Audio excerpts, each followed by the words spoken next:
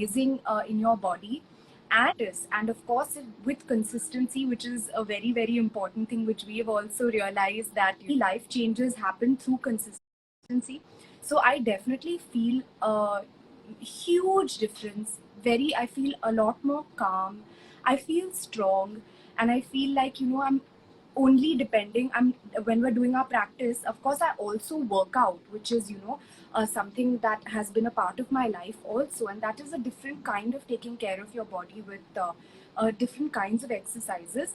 So I actually also feel that yoga helps that journey of mine as well. And all in all, I just feel stronger. I feel more balanced, and it's just an amazing feeling.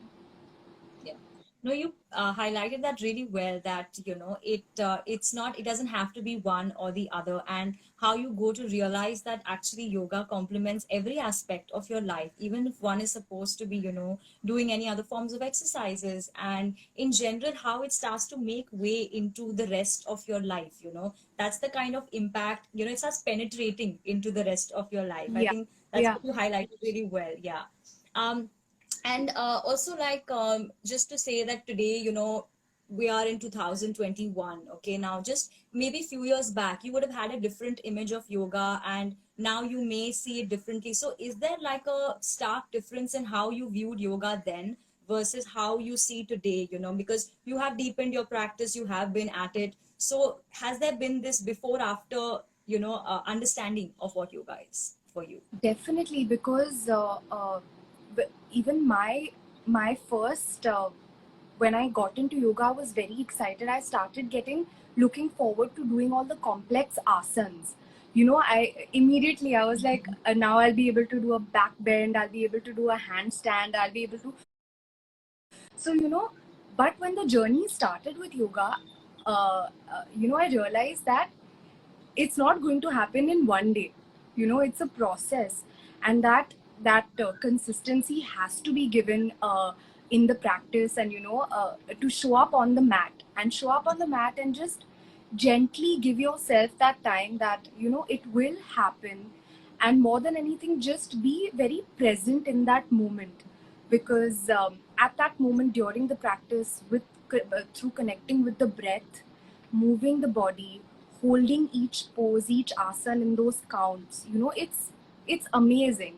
And you feel like you're being challenged also, but you also feel like, okay, this is going to be good for me. So that definitely, it took us so long to, my hamstrings were so tight also, and they still are, and we're still working on them. So, and so many other things, balance, me and my balance, and how how to be able to keep my balance in a particular asana. So we're working on them, and it takes time. So definitely, it is something to have patience with. Yeah, no, I think what you said was very right in the middle of the conversation, where it's about showing up on the mat. Doesn't matter what you actually end up doing on the mat. It's just that, the daily or the regular showing up on the mat, it's the first step to get past anything. Then comes everything else and the reward, so to say. But it's the first step is showing up on the mat for yourself, to like Yeah, kind of make yourself feel I did it for myself. I slept late, maybe, exactly. yes, whatever. It's just that push, because we all get lazy. The procrastination does come, it is an Exactly. understood thing. Yeah.